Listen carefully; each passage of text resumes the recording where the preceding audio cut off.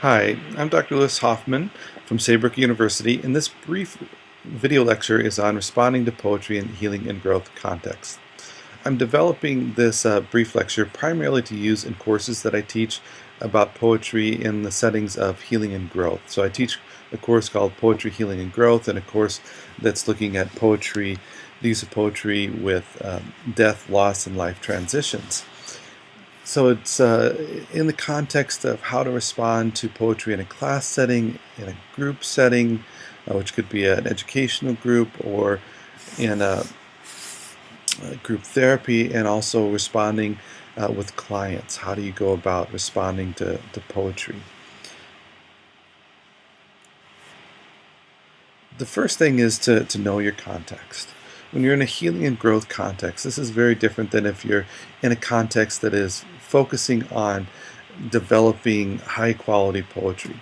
Obviously, that's going to be a little bit different. There's going to be a focus on critiquing and what makes poetry good and all these different things that are wonderful, and they're important and they have their place. But when you're responding to poetry in a more general context, you want to respond quite differently than what you would if you're working on developing poetry that is publishable poetry or professional poetry. So in these other settings, you want to respond in a way that's much more supportive and honoring of differences. And so that's where this lecture is going to focus. A ground rule that I like to put out for these settings is that bad poetry can be good poetry. And I mean this in a number of different ways. First of all, bad poetry can be very healing poetry. It can be growth facilitating poetry. When I look at the poetry that I've written over time, there's some really bad poems that I wrote that were quite meaningful and powerful in my life yet. That aesthetically I didn't like them very much, but there was something in the meaning that them, something in the expression of them that was important to me. And so I kept them and was able to find a way to honor them. Now, sometimes also by holding these poems that were not good poems, they were able to evolve into something that was better over time, or maybe lead to a different poem. So it can be helpful in that way. Also, it's very important if we're going to work in any realm of creativity that we give ourselves a place to play, to experiment, to try different things out. And so by allowing for us to write some bad poetry when we're playing and experiencing with something new, that might lead to something that is quite good over time. But we have to allow for ourselves to be where we're at. But in the healing and growth context, whether that be in more of a classroom setting or more of a therapy or growth type context, it's really important that we are able to embrace the different types of poetry and not focus so much on the aesthetically pleasing aspects of them. So what not to do? Avoid critiquing and judging. And again, there's a place for critiquing and judging the quality of poems.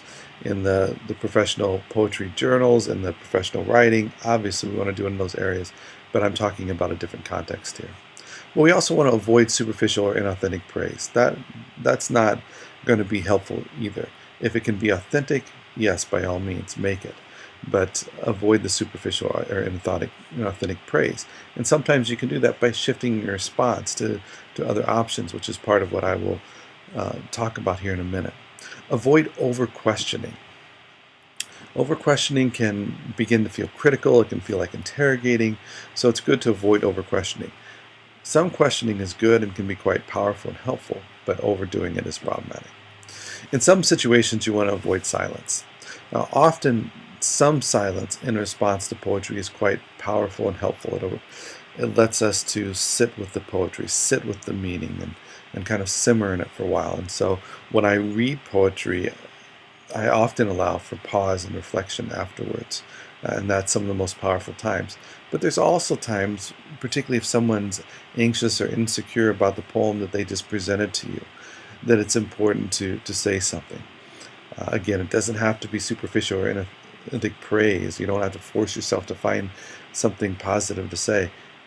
You can shift to focus on something else. But saying something is important. And sometimes it can be something as simple as, boy, I really appreciate you sharing that with me. I can see it's really powerful for you. It's important for you. Okay, what to do? Well, honor the differences in different styles. People have different tastes in poetry. They have different styles of writing poetry. Some that are not even what some people would consider poetry. Well, in this healing and growth context in particular, it's very important that we honor the differences and we honor the different styles, the different voices. Some might prefer haiku, some might prefer rhyming, some might prefer free verse. That's okay.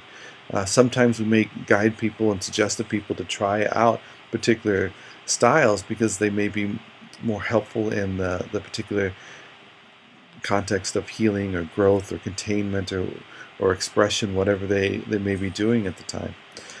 But respect the differences. It can be good to compliment if it's authentic, and it may be an aspect of a poem that you maybe didn't like the whole poem, but wow, that one line was really good. That was very powerful. A shift to focus on the meaning instead of the quality. This can be very helpful.